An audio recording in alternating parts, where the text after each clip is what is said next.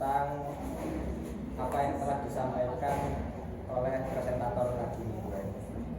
Yang pertama, pengertian dari supervisi pendidikan. Pengertian dari supervisi pendidikan secara etimologis. Ada yang tahu? Berasal dari kata apa? Super apa? Secara etimologis, pengertian supervisi pendidikan ada yang tahu? Secara etimologis, paham etimologis?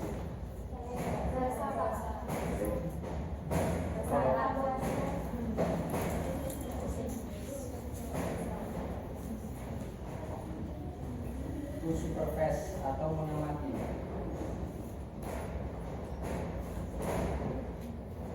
Secara etimologis. Setelah itu untuk pengertian ini saya sampaikan beberapa pustaka. Ini Romanum ten RPS Yaifa.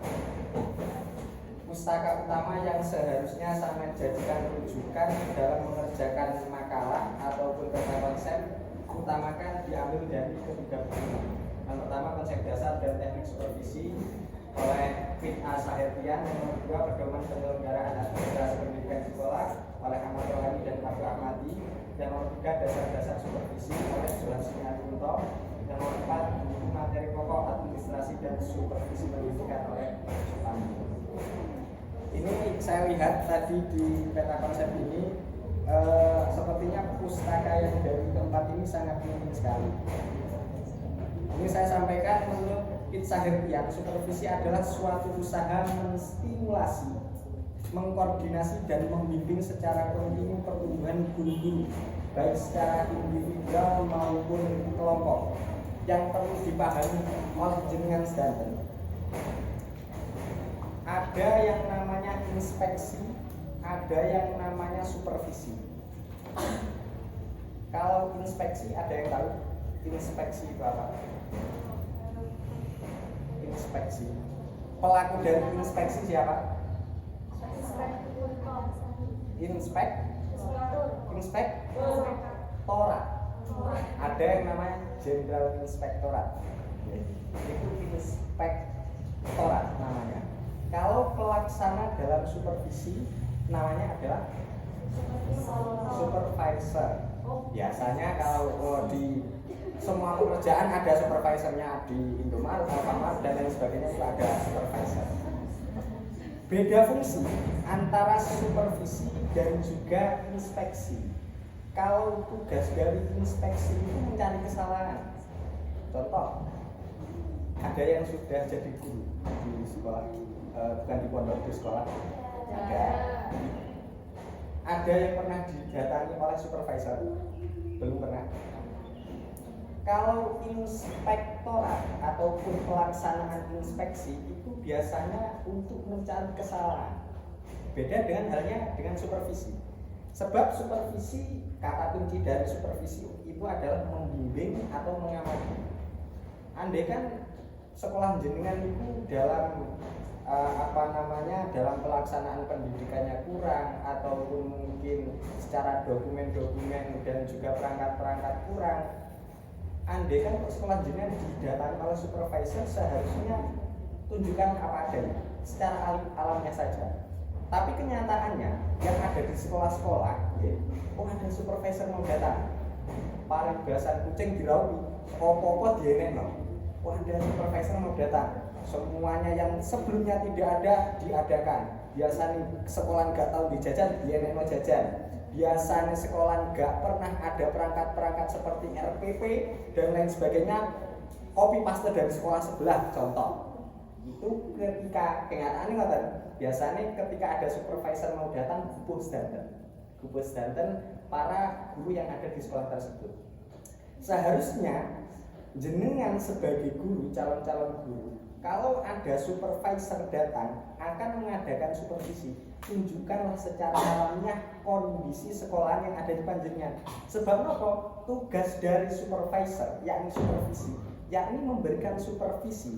Supervisi apa? Kata kunci dari supervisi adalah membimbing, mengamati, mengawasi apa yang menjadi kekurangan di sekolah tersebut.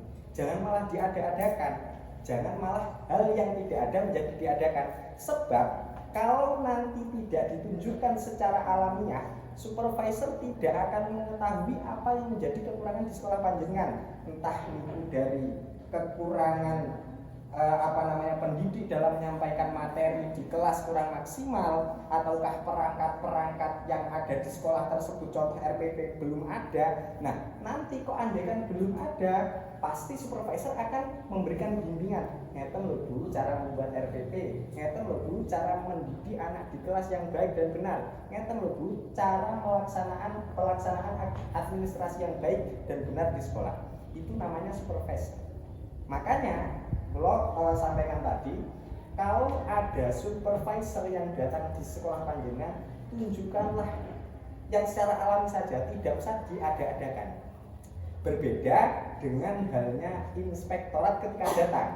Kalau inspektorat ketika datang, karena fungsi dari inspektorat itu adalah melakukan inspeksi, yakni dalam kutip mencari-cari kesalahan, yaitu biasanya sudah sepantasnya untuk mengadakan sesuatu yang tidak ada. Sebab apa? Karena nanti bisa terkena sanksi sekolah tersebut yang tidak memenuhi standar nasional dalam pelaksanaan pendidikan. Paham ya?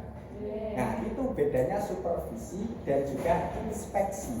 Kalau supervisi memang kegunaan ataupun fungsi dari supervisi seperti itu. Untuk pertemuan selanjutnya kita membahas fungsi dari supervisi. Memang fungsi dasar adalah mengamati, membimbing dan lain sebagainya. Kata kuncinya itu. Kalau Anda sebagai guru kok ngenek-ngenek sesuatu yang tidak ada dan lain sebagainya, ya nanti malah tidak ada hal yang dibimbing. Nah, tapi selanjutnya loncat ke prinsip-prinsip supervisi dulu. Dalam pelaksanaan supervisi, prinsip-prinsip ini ada yang tadi tanya apakah semuanya harus dipenuhi prinsip-prinsip supervisi pendidikan, ataupun nanti kita kenal juga dengan istilah supervisi akademik. Kalau supervisi akademik itu berarti khusus dalam pelaksanaan program pembelajaran kelas. Kalau tidak begitu ataupun dikatakan supervisi pendidikan, maka ya semuanya mencakup perangkat-perangkatnya, pembelajarannya dan lain sebagainya. Tapi ketika nanti ada ada tokoh atau ilmuwan yang menyebut supervisi akademik, berarti hanya terkhusus dalam proses pembelajaran. Nah, tadi ada yang tanya apakah semua prinsip yang ada dalam ataupun yang disampaikan oleh presentator tadi harus dipenuhi semua? Harus dipenuhi semuanya. Harus dipenuhi semuanya. Sebab ini adalah pedoman wajib yang harus dipenuhi dalam pelaksanaan supervisi. Tadi yang sudah saya sampaikan, pelaksana ataupun orang yang melakukan supervisi dalam hal ini dari presentator tadi bisa guru BK, bisa guru dan lain sebagainya. Dalam pelaksanaan supervisi atau yang menjadi supervisor ini biasanya ataupun rata-rata atau yang hanya satu kepala sekolah ataupun dua orang yang dari luar sekolah, seperti contoh putusan dari Diknas ataupun dari Kemenag. Kalau guru BK dan lain sebagainya ataupun guru biasa itu tidak bisa. Sebab guru BK ataupun guru lainnya itu adalah orang yang disupervisi. Supervisi kata kuncinya tadi mengamati, membimbing. Orang yang disupervisi ataupun tujuan objek dari supervisi itu guru, bukan pelaksana supervisi. Pelaksana supervisi ataupun supervisor adalah kepala sekolah ataupun orang dari luar sekolah yang dipesan dari Diknas dan lain sebagainya. Paham ya? Nah, jadi kalau kedudukan dari guru dalam supervisi pendidikan itu adalah orang yang disupervisi, istilahnya seperti itu, guru dan lain sebagainya. Kan yang kita amati adalah orang-orang tersebut, guru tersebut, kita yang sebagai supervisor itu. Biasanya orang yang menjadi supervisor itu lebih unggul dalam hal pendidikan, dalam hal pengalaman, dalam hal mental dan lain sebagainya daripada orang yang disupervisi. Orang yang disupervisi dalam hal ini adalah guru tersebut. Sebab apa? Kalau nanti tidak memiliki keunggulan dalam pendidikan dan lain sebagainya, bagaimana kita bisa membimbing terhadap guru-guru tersebut? Sebab supervisi ini ya intinya membimbing, mengarahkan, mengawasi dan juga mengamati. Kalau nanti guru, Pak ini saya kok belum bisa buat perangkat seperti contoh RPP apa? Kalau pendidikannya kurang, supervisor tersebut bagaimana kita bisa membimbing? bagaimana kita bisa memberikan solusi atas masalah yang disampaikan oleh para guru.